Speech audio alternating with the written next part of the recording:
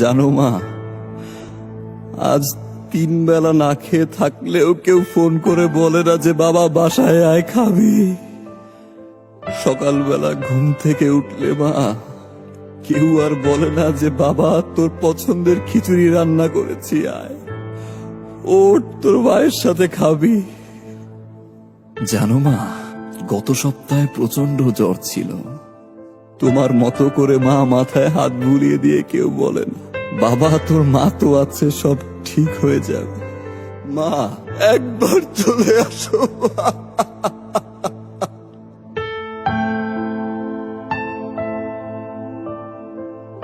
মা,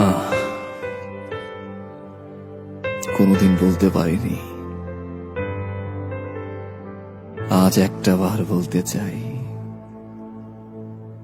সরি মা, and I love you.